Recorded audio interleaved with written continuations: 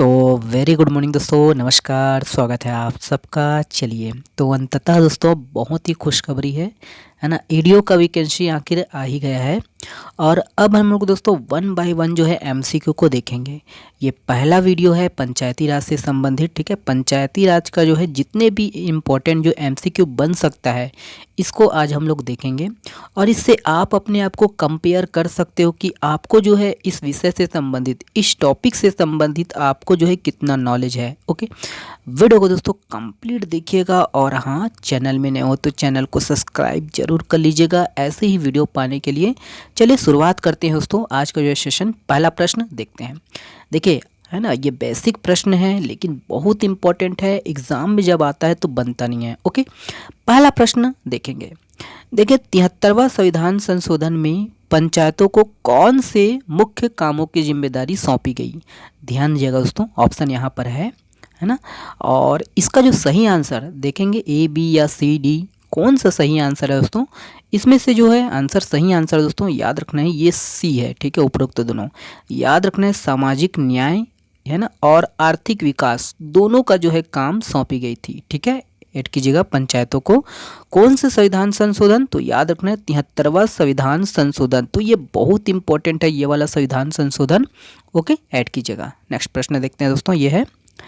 देखिए, पंचायत के भंग विघटन के बाद कितने समय से पूर्व पुनः निर्वाचन कराना जो है आवश्यक है?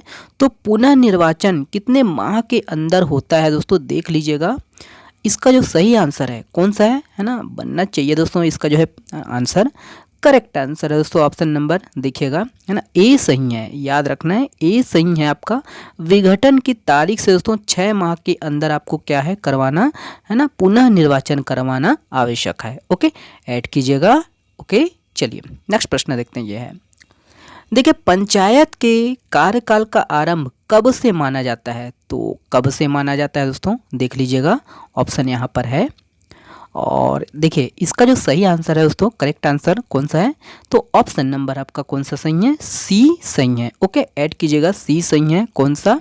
याद रखना है, पंचायत के प्रथम अधिवेशन के लिए नियत तारीख से दोस्तों पंचायत का कार्यकाल ये आरंभ हो जाता है। ओके, ऐड कीजिएगा, ऑप्शन नंबर कौन सा है? सी सही है। ओके, छोटा छोटा प्रश्न है लेकिन जब बनता है, आता है तो बनता नहीं है। ओके, ऐड कीजिएगा।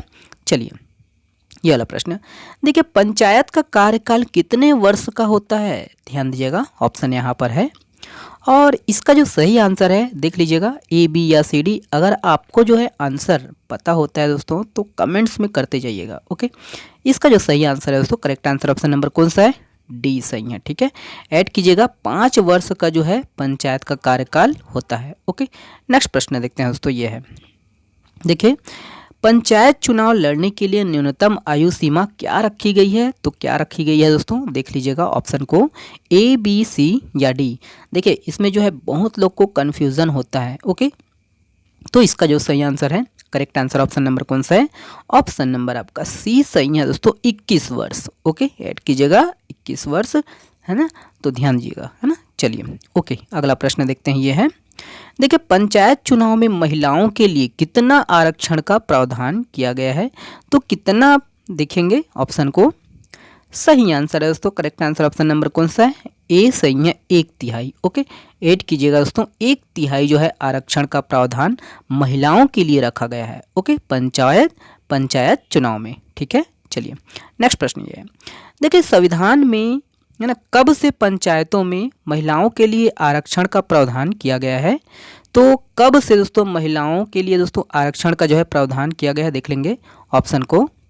और इसका जो सही आंसर है दोस्तों, करेक्ट आंसर ऑप्शन नंबर कौन सा है? ऑप्शन नंबर आपका देखिए बी सही है। ओके, तो हमने कहा था दोस्तों ये 73वां संविधान संशोधन बहुत इंपॉर्टेंट है। ओके, तो याद रखना है 73वां संविधान संशोधन से जो है महिलाओं के लिए जो है आरक्षण का प्रावधान किया गया है। ओके, चलिए, ये अगला प्रश्न है।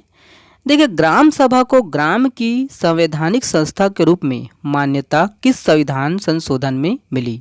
तो ग्राम की, है ना, देखिए यहाँ पर ऑप्शन है। तो ग्राम सभा को गांव की जो है संवैधानिक संस्था के रूप में मान्यता किस संविधान संशोधन से मिली है? देख लीजिएगा ऑप्शन को। और इसका जो सही आंसर है, करेक्ट आंसर ऑप्शन नंबर कौन सा है, बी सही है। ओके, ऐड कीजिएगा बी। ओके, याद रखना है दोस्तों कि आपका 73वां संविधान संशोधन से, ओके, ग्राम सभा को गांव की जो है संवैधानिक संस्था के रूप में मान्यता मिली किस संविधान संशोधन से, तो 73वां संविधान संशोधन से। ओके, ऐड कीजिएगा। नेक्स्ट प्रश्न देखते हैं दोस्तों, ये है, देखिए संविधान में पंचायतों की आर्थिक स्थिति को मजबूत करने के लिए सुझाव देने वाली संस्था कौन सी है, तो ऑप्शन यहाँ पर है दोस्तों, देख लेंगे। और इसका जो सही आंसर है, करेक्ट आंसर ऑप्शन नंबर कौन सा है, ऑप्शन नंबर आपका बी सही है दोस्तों। याद रखना है, राज्य वित्त आयोग। ओके, याद रखना है दोस्तों कि राज्य वित्त आयोग की है ना, ये संविधान में दोस्तों पंचायतों की जो है आर्थिक स्थिति को मजबूत करने के लिए इनको जो है सुझाव दे सकते हैं। ओके, ऐड कीजिएगा राज्य वित्त आयोग। ओके, अगला प्रश्न ये है, देखिए राज्य में पंचायतों के चुनाव का भार किस संस्था को सौंपा गया है, तो किस संस्था को सौंपा गया दोस्तों, राज्य में जो है पंचायतों के जो है चुनाव कराने की जो जिम्मेदारी है किस संस्था के ऊपर होती है, तो इसका जो सही आंसर है, करेक्ट आंसर ऑप्शन नंबर कौन सा है, तो ऑप्शन नंबर आपका ए सही है दोस्तों। याद रखना है, राज्य निर्वाचन आयोग। ओके, ऐड कीजिएगा राज्य निर्वाचन आयोग। चलिए, ये अगला प्रश्न है, देखिए त्रिस्तरीय पंचायती राज व्यवस्था किस समिति पर आधारित थी, तो किस समिति पर आधारित थी दोस्तों, ऑप्शन यहाँ पर है, देखेंगे। और इसका जो सही आंसर है, करेक्ट आंसर दोस्तों ऑप्शन नंबर कौन सा है, ऑप्शन नंबर आपका बी सही है दोस्तों। याद रखना है, बलवंत राय मेहता समिति। ओके, कौन सा समिति पर है ना आधारित थी, तो याद रखना है त्रिस्तरीय पंचायती राज व्यवस्था है ना कौन सी समिति पर आधारित थी, तो बलवंत राय मेहता समिति। ओके, ऐड कीजिएगा। अगला प्रश्न ये है, देखिए द्विस्तरीय पंचायती राज व्यवस्था किस समिति पर आधारित थी, तो ऑप्शन यहाँ पर है दोस्तों, और सही आंसर दोस्तों, करेक्ट आंसर ऑप्शन नंबर कौन सा है, सी सही है। ओके, ऐड कीजिएगा, सी सही है।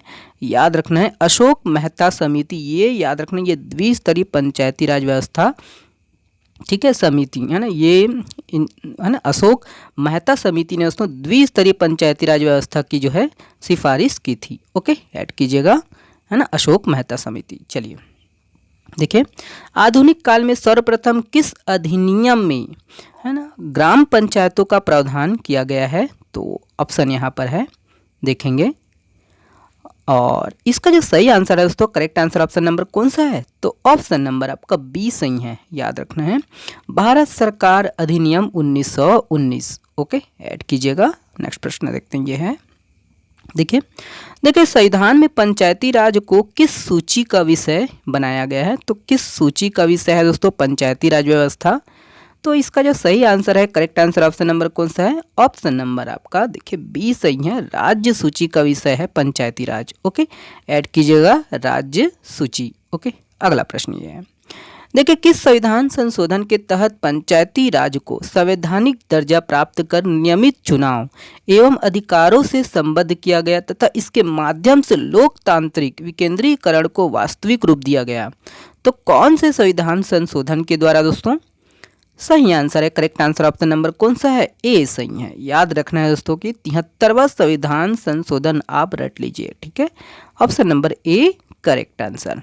नेक्स्ट प्रश्न देखते हैं दोस्तों, ये है, ध्यान दीजिएगा, देखिए किस आयोग की सिफारिश पर पंचायती राज व्यवस्था के लिए समय समय पर अनेक समितियां गठित की गई, तो देखिए किस आयोग की सिफारिश पर, very very very very important प्रश्न है दोस्तों। सही आंसर है, करेक्ट आंसर है दोस्तों ऑप्शन नंबर देखिए बी सही है। याद रखना है ना, सहकारिया आयोग। ओके, याद रखना है सरकारिया आयोग। ओके, कहीं कहीं सहकारिया है लेकिन ये सरकारिया आयोग है। ओके, ऐड कीजिएगा। चलिए अगला प्रश्न ये है, देखिए छत्तीसगढ़ सहित अविभाजित मध्य प्रदेश में नवीन पंचायती राज लागू कब हुआ, तो मध्य प्रदेश में दोस्तों कब जो है नवीन पंचायती राज लागू हुआ है, ध्यान दीजिएगा, इंपॉर्टेंट प्रश्न है। सही आंसर है, correct answer option number B है दोस्तों, 25 जनवरी 1994। ओके, ऐड कीजिएगा 25 जनवरी 1994। चलिए अगला प्रश्न है, देखिए मैं एक्सप्लेनेशन नहीं कर रहा हूँ दोस्तों, सिर्फ एमसीक्यू बता रहा हूँ, होंगे। ओके, और यही है कि कंपेयर कीजिएगा आप अपने आप को, ठीक है। चलिए देखिए 73वें संविधान संशोधन के अनुसार सबसे पहले किस राज्य ने पंचायती राज व्यवस्था को लागू किया, तो ध्यान दीजिएगा दोस्तों ऑप्शन को, और इसका जो सही आंसर है, करेक्ट आंसर है दोस्तों, ऑप्शन नंबर कौन सा है? ऑप्शन नंबर आपका सी सही है, मध्य प्रदेश। ओके, ऐड कीजिएगा मध्य प्रदेश। चलिए नेक्स्ट प्रश्न देखते हैं। देखिए, संविधान की 11वीं अनुसूची में कितने विषयों को शामिल किया गया है? तो कितने विषयों को शामिल किया गया है देखते हैं। सही आंसर है दोस्तों, करेक्ट आंसर ऑप्शन नंबर कौन सा है? ऑप्शन नंबर आपका बी सही है। ओके, याद रखना है 29। ओके, तो 29 विषयों को शामिल किया गया है इसमें। ओके, अगला प्रश्न ये है, देखिए किस अनुसूची में दर्ज विषयों के लिए पंचायतों को शक्तियां हस्तांतरित करने हेतु अधिकृत किया गया है? तो किस अनुसूची में दोस्तों, देख लीजिएगा। सही आंसर दोस्तों, ऑप्शन नंबर कौन सा है? ऑप्शन नंबर आपका बी सही है। याद रखना 11वीं अनुसूची में। ओके, याद रखना है पंचायती राज व्यवस्था किस अनुसूची में है? याद रखिएगा दोस्तों कि 11वीं अनुसूची में है। ओके, चलिए बाकी ये है, ये छोटा छोटा सा जो है वन लाइनर है, इसको ध्यान दीजिएगा। देखिए छत्तीसगढ़ के संबंध में है, छत्तीसगढ़ पंचायती राज। ओके, तो छत्तीसगढ़ पंचायती राज अधिनियम के अंतर्गत ग्राम पंचायतों में वार्डों की जो है अधिकतम संख्या कितनी होनी चाहिए? तो याद रखना दोस्तों कि 20 होनी चाहिए। ओके, कितनी? 20। चलिए अगला प्रश्न है। ओके सॉरी, देखिए यदि सरपंच या उप सरपंच लोकसभा, राज्यसभा या विधानसभा या फिर सहकारी समिति का सभापति या उप सभापति चुन लिया जाता है तो उसे क्या करना पड़ेगा? तो उसे दोस्तों क्या करना पड़ेगा? अपना जो है त्याग पत्र देना पड़ेगा या फिर अपना जो पद है वो खाली करना पड़ेगा। ओके, ऐड कीजिएगा। चलिए नेक्स्ट प्रश्न ये है, देखिए ग्राम पंचायतों में यदि सरपंच SC ST या OBC का नहीं है तो उप सरपंच किस वर्ग का होगा? तो उप सरपंच याद रखना है दोस्तों कि ST SC या OBC का ही होगा। ओके, याद रखना है उप सरपंच किस वर्ग का होगा, है ना? SC ST या OBC का ही होगा। ओके, ऐड कीजिएगा। चलिए अगला ये है, देखिए छत्तीसगढ़ पंचायती राज के तहत अनुसूचित जाति, अनुसूचित जनजाति व अन्य पिछड़ा वर्ग के लिए आरक्षित स्थान कितने प्रतिशत से कम नहीं होगा? ऑप्शन देखिए 50% से कम नहीं होगा। ओके, चलिए ऑप्शन तो है नहीं। देखिए छत्तीसगढ़ पंचायती राज अधिनियम के तहत कुल आरक्षित स्थान का कितने प्रतिशत सीट महिलाओं के लिए रखा गया है? ध्यान दीजिएगा दोस्तों कि 50% सीट जो है महिलाओं के लिए रखा गया है। ओके, चलिए अगला ये है, देखिए छत्तीसगढ़ पंचायती राज अधिनियम के अंतर्गत अनुसूचित क्षेत्र में सरपंच हमेशा किस वर्ग से होगा? ओके, ऑप्शन देखते हैं यहाँ, अनुसूचित जनजाति मतलब ST वर्ग का ही होगा। ओके, चलिए नेक्स्ट देखते हैं ये है, देखिए पंच निम्नलिखित में से किसको त्याग पत्र देता है? दोस्तों याद रखना है पंच जो है सरपंच को त्याग पत्र देता है। ओके, देखिए उप सरपंच किसको त्याग पत्र देता है? तो उप सरपंच याद रखना है जिला उप संचालक को त्याग पत्र देता है। अगला देखते हैं ये है, देखिए सरपंच किसको त्याग पत्र देगा, है ना? तो याद रखना है जिला उप संचालक विहिप प्राधिकारी को ये त्याग पत्र देता है। ओके, अगला देखिए पंच या सरपंच के खिलाफ कितने वर्ष के पश्चात रिकॉल लाया जा सकता है? तो याद रखना है दोस्तों कि 2.5 वर्ष के बाद रिकॉल लाया जा सकता है। ओके, रिकॉल मतलब फिर से बुलाना। ठीक है, ऐड कीजिएगा। चलिए यह है, देखिए पंचायत समितियों के अंतर्गत एक ग्राम पंचायत में कम से कम कितने समितियां बनाना आवश्यक है? ध्यान दीजिएगा 5 समितियां, कम से कम 5 समितियां बनाना आवश्यक है। ओके, यह है, देखिए सामान्य प्रशासन समिति का सभापति कौन होता है? तो कौन होता है दोस्तों? सरपंच होता है। ओके, ऐड कीजिएगा। देखिए विधानसभा का प्रत्येक ऐसा सदस्य जो जिला पंचायत का सदस्य है उस पंचायत के कितने समितियों का पदेन सदस्य होगा? तो ध्यान दीजिएगा 2। ओके, चलिए ये है, देखिए ये मेरे जो है स्वयं के नोट्स से बनाया गया ये जितने भी हैं ये ध्यान दीजिएगा, है ना?